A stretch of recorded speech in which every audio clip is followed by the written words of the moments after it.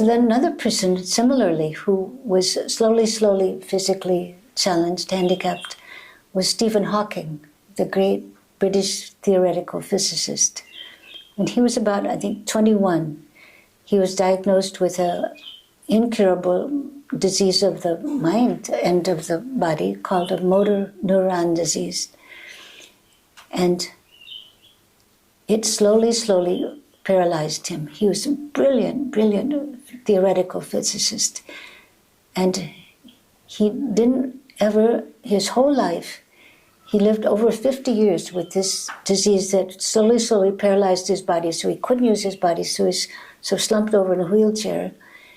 And then it affected his speech. He couldn't even, he's a professor and he couldn't talk. And he had all these brilliant ideas coming through him about how the universe works, how physics works.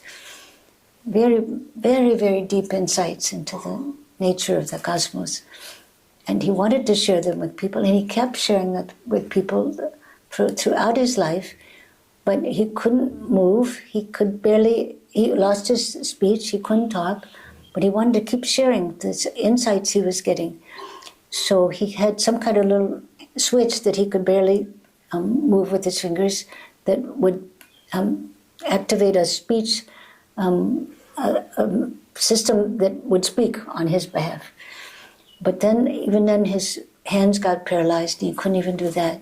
So finally, toward the end of life, the only way he could communicate with people was by twitching a little nerve on his cheek.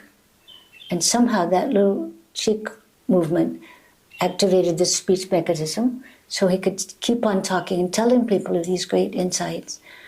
So can you imagine the power of the mind to overcome being unable to communicate when you have so much to communicate and not getting discouraged?